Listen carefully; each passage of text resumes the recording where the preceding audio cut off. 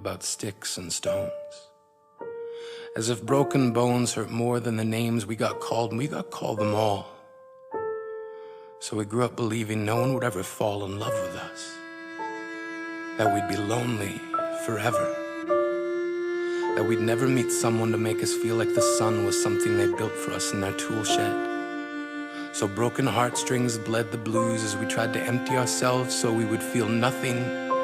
Don't tell me that hurts less than a broken bone, that an ingrown life is something surgeons can cut away, that there's no way for it to metastasize. It does.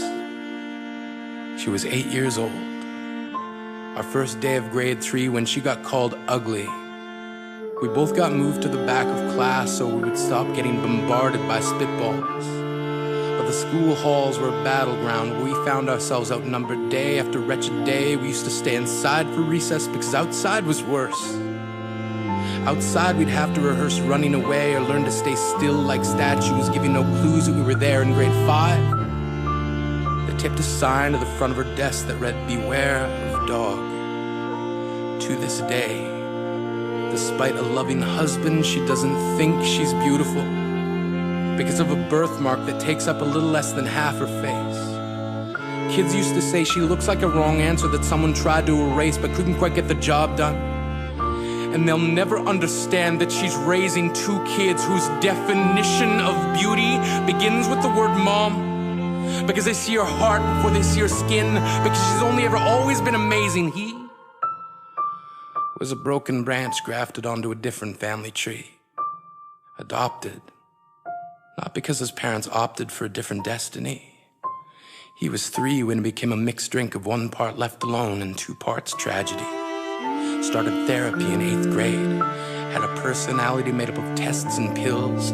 Lived like the uphills were mountains and the downhills were cliffs. 4/5 suicidal, a tidal wave of antidepressants, and an adolescence being called pauper.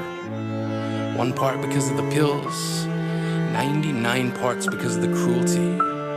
He tried to kill himself in grade 10 when a kid who could still go home to mom and dad had the audacity to tell him, "Get over it." As if depression is something that can be remedied by any of the contents found in a first aid kit. To this day, he's a stick of TNT lit from both ends. Could describe to you in detail the way the sky bends in the moments before it's about to fall. And despite an army of friends who all call him an inspiration, he remains a conversation piece between people who can't understand. Sometimes being drug-free has less to do with addiction and more to do with sanity. We weren't the only kids who grew up this way.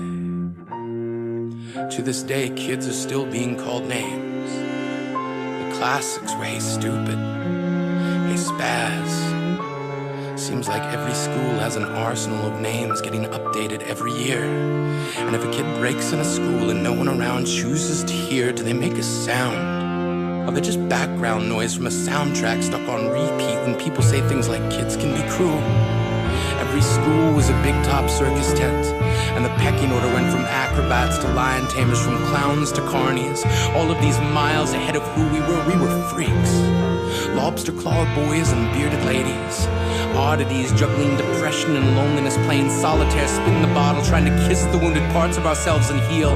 But at night, while the others slept, we kept walking the tightrope. It was practice, and yes, some of us fell. But I want to tell them that all of this is just debris left over when we finally decide to smash all the things we thought we used to be. And if you can't see anything beautiful about yourself, get a better mirror. Look a little closer. Stare a little longer. Because there's something inside you that made you keep trying despite everyone who told you to quit. You built a cast around your broken heart and signed it yourself. You signed it. They were wrong. Because maybe you didn't belong to a group or a clique. Maybe they decided to pick you last for basketball or everything. Maybe you used to bring bruises and broken teeth to show and tell but never told. Because how can you hold your ground if everyone around you wants to bury you beneath it? You have to believe that they were wrong. They have to be wrong. Why else would we still be here? We grew up learning to cheer on the underdog because we see ourselves in them. We stem from a root planted in the belief that we are not what we were called. We are not abandoned cars stalled out and sitting empty on some highway. And if in some way we are, don't worry. We only got out to walk and get gas. We are graduating members from the class of we made it. Not the faded echoes of voices crying out names will never hurt me. Of course, they did. But our lives will only ever always continue to be a balancing act that has less to do with pain and more to do with beauty.